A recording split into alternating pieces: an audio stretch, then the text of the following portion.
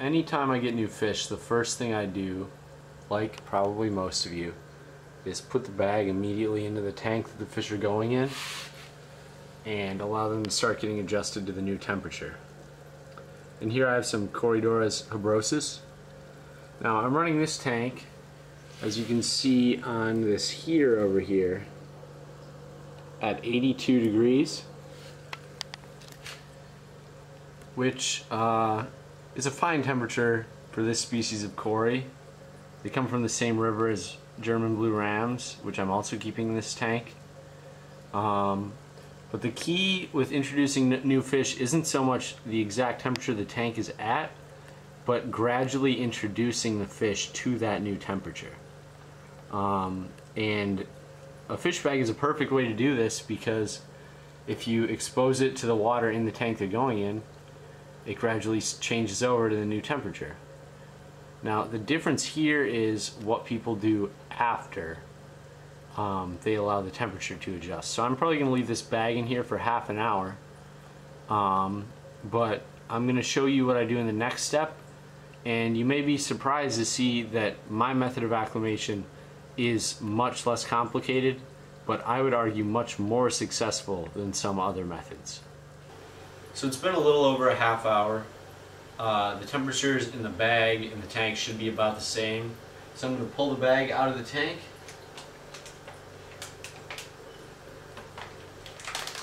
I'm going to grab a net.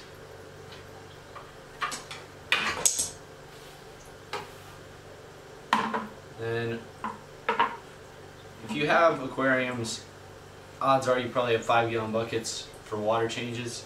I'm using a 5-gallon bucket. You could use some other receptacle. The key is you don't want this water to get into your aquarium, but you do want to get the fish out of the water. So that rubber band just shot off.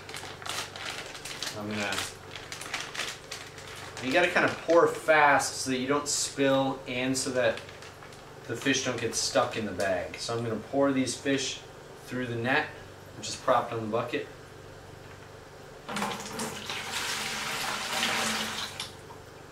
Okay, there are 2 stuck, so I'm going to knock them down. Just fell out, nothing in the bag. Fish are in the net now, and I'm just going to drop the fish right in the tank. Alright.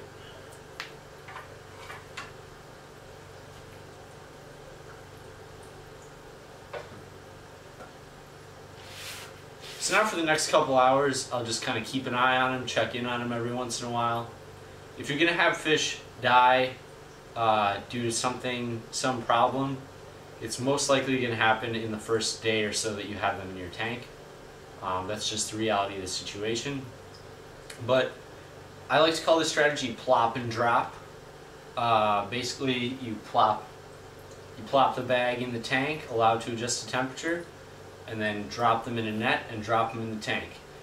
And a lot of people do things like drip acclimation, which possibly in some situations might be better, but the main reason this is better is because temperature is really easy to adjust so that they're not facing a significant transition in that.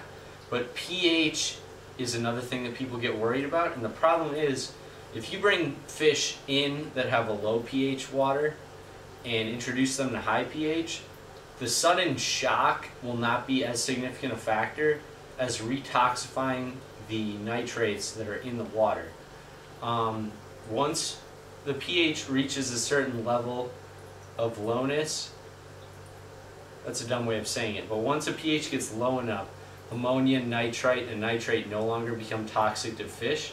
And if you drip acclimate fish to a higher pH, you can retoxify those 3 pollutants and essentially poison your fish to death in the bag. And that's the big reason why plop and drop is a better method. It's also much easier. The fish don't have to suffer in the bag as long. And overall, I just think people spend way too many headaches worrying about how to acclimate their fish, when in reality this is the method I've been the most successful with. And really, the key is that you select healthy fish at the store or from the farm or wherever you're buying them from. the acclimation process is not a very significant factor in whether or not your fish do well, as long as you don't do any crazy method, and you just get them adjusted to temperature and basically just follow what I just did for any fish that you bring home, and you should be fine.